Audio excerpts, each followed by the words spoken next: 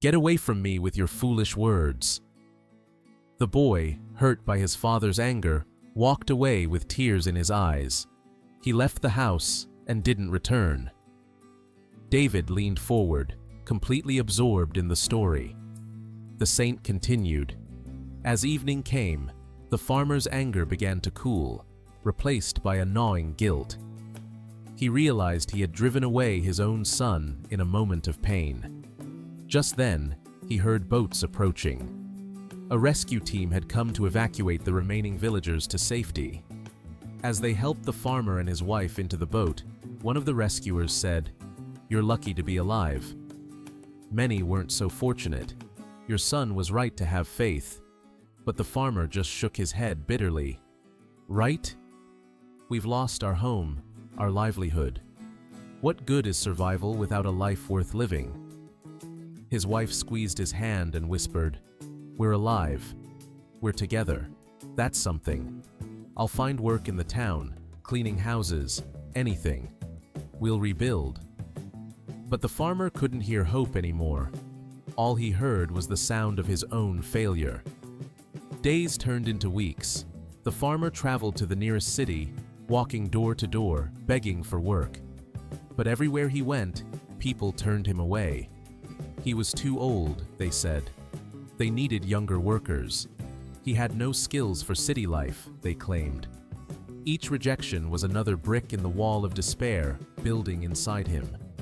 Finally, after countless rejections, the farmer returned to the temporary shelter where his wife waited. "I can't do this," he told her, his voice hollow. "Maybe the flood didn't just take our home. Maybe it revealed that I was never meant to succeed in the first place."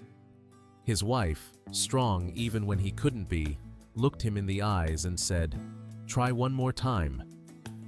Tomorrow. Just one more time." That night, the farmer couldn't sleep. He thought about his son's words, about the flood, about the strange cruelty of fate. The saint paused, letting the story settle before continuing. The next morning, the farmer decided to honor his wife's request. One more try. On his way into the city, he passed by a temple where another old saint sat distributing food to the poor. The saint noticed the farmer's defeated posture and called out to him, "My friend, why does your spirit look more broken than your clothes?"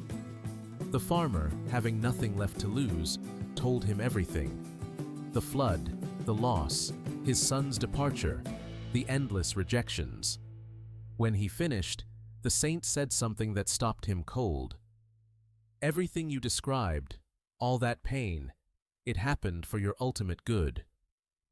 The farmer felt that familiar anger rising, but before he could speak, the saint raised his hand.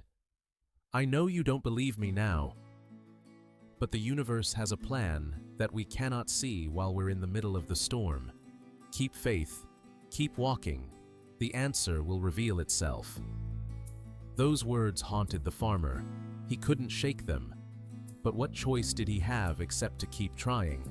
And then, as if the universe had been waiting for him to reach his breaking point before offering help, something changed. He met a wealthy merchant who was looking for someone honest to manage his warehouse. The merchant saw something in the farmer's eyes, a depth that came from suffering and surviving. He hired him on the spot. The pay was good, better than the farmer had ever earned.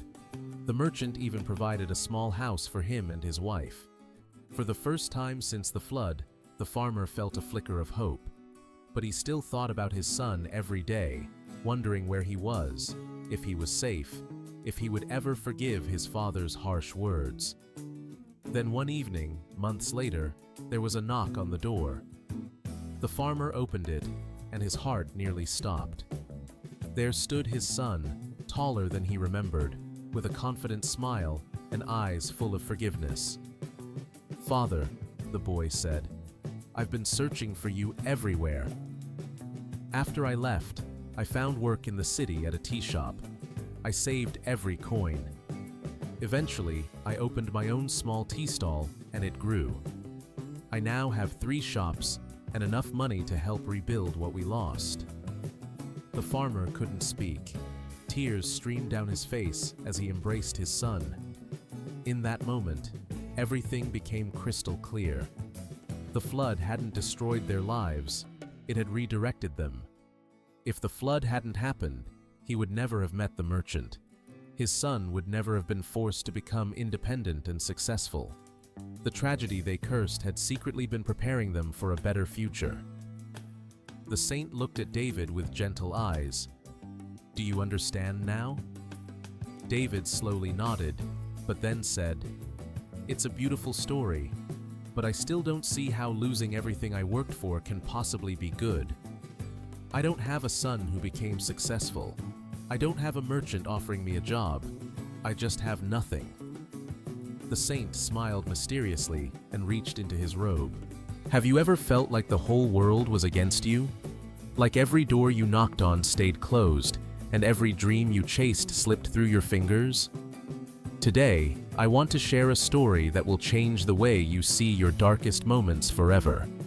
This is a story about a young man who lost everything, only to discover that sometimes our greatest blessings come disguised as our worst nightmares.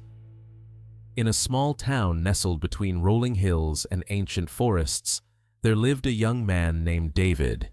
He wasn't born into wealth, but he had something far more valuable: dreams. Every morning, David would wake up before sunrise and work tirelessly at his small business. He sold handmade furniture that his father had taught him to craft. Each piece was made with love, each cut of wood carried a memory. After years of sacrifice, saving every penny, and working 18-hour days, David had finally saved enough money to expand his workshop. He had dreams of hiring workers from his struggling community, of creating something bigger than himself. That money, those dreams, they were his entire world compressed into a worn leather bag he kept under his bed. But life has a strange way of testing us when we least expect it. One stormy night, while David was visiting his sick mother in the next town, thieves broke into his small home. They took everything: the money, his tools, even the photographs of his late father. When David returned the next morning and saw the broken door swinging in the wind, his legs gave out beneath him. He fell to his knees in the doorway, staring at the empty space where his dreams used to be. The neighbors gathered around, offering sympathetic looks, but their eyes also carried a message: give up, start over somewhere else, accept defeat. For 3 days, David didn't leave his house. He didn't eat, didn't sleep properly. He just sat in the corner of his empty room, replaying every moment, every decision, wondering what he could have done differently. On the 4th morning, something inside him whispered, "Move." He didn't know where to go or what to do, but staying in that empty house felt like being buried alive. So David started walking. He walked through his town, past the places where he had once felt hope, and kept going until he reached the edge of the ancient forest. People rarely went deep into these woods.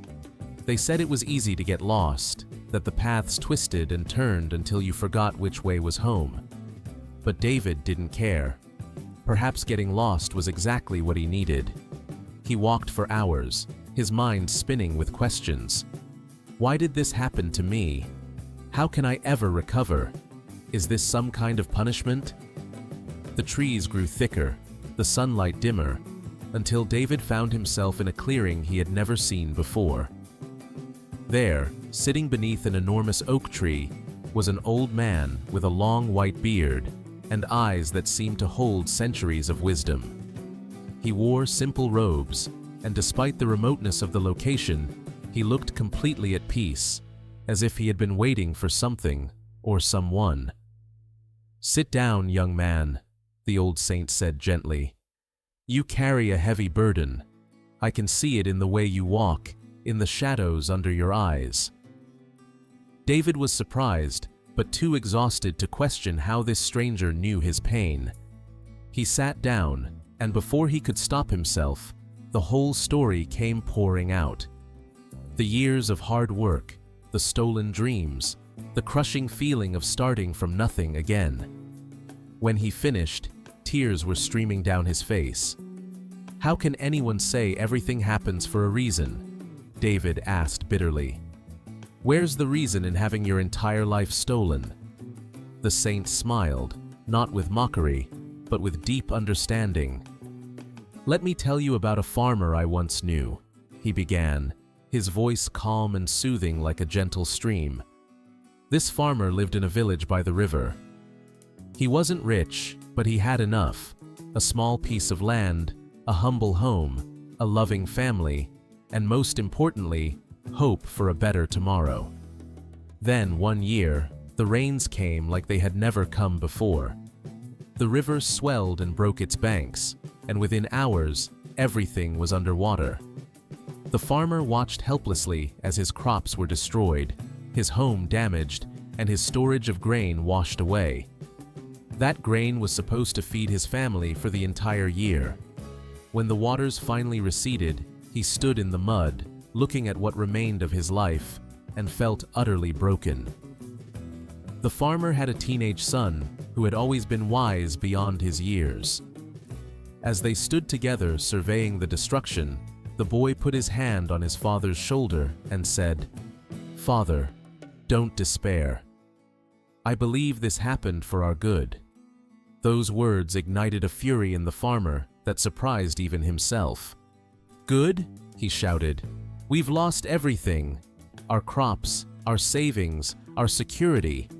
And you dare say this is good?"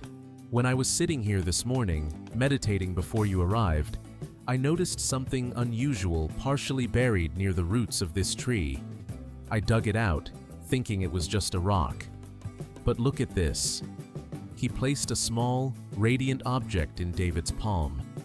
It was a stone, but unlike any stone David had ever seen. It glowed with an inner light, warm to the touch, with strange symbols etched into its surface. "Do you know what this is?" the saint asked. David shook his head, mesmerized. "This is what ancient texts call the Philosopher's Stone. Legends say it has been lost for centuries.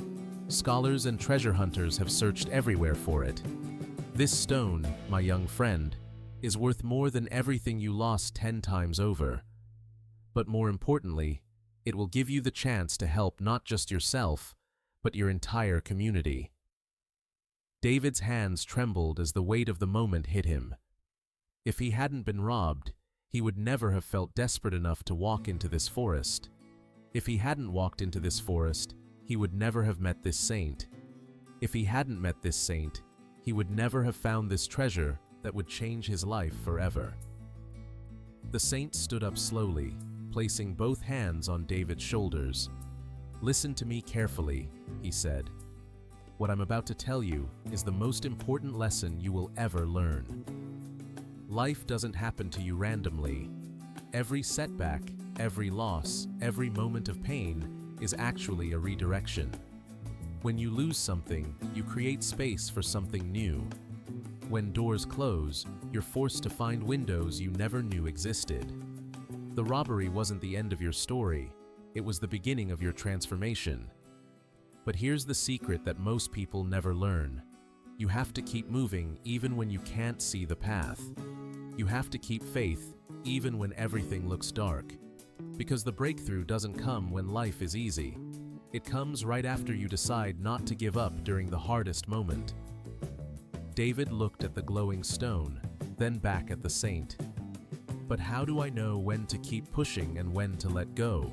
he asked. The saint smiled. "You keep pushing until the lesson is learned, until you've grown into the person who deserves the blessing. Giving up is easy. Anyone can do that. But the people who change the world, who create lives of meaning and impact, are the ones who keep going when every logical reason says to stop. Your robbery taught you that material things are temporary. This forest journey taught you that sometimes you have to lose your way to find your true path. And this moment right now is teaching you that miracles happen to those who refuse to surrender to despair." As David walked out of that forest, the stone safely in his pocket and hope burning in his heart, he realized something profound. He wasn't the same person who had walked in. The robbery had stripped away his old life, yes, but it had also stripped away his limitations, his small thinking, his fear. Now he had a chance to build something greater than he had ever imagined. And more than that, he had learned a truth that would serve him for the rest of his life. Everything, absolutely everything, happens for a reason. Not because life is random, but because life is always teaching us, always preparing us, always guiding us toward our highest potential, if we're brave enough to trust the journey. So remember this, my friend, whenever you face a moment when everything seems to go wrong, when you feel like giving up, when the weight of the world crushes your spirit, this too is part of your story. This too is preparing you for something greater. Your breakthrough is often disguised as a breakdown. Your blessing is often hidden behind a lesson. Keep walking, keep believing, keep faith. Because the best chapters of your life are written during the times when you choose not to give up, even when giving up would be so much easier. Your moment is coming. Your miracle is waiting. Just don't stop before you reach it.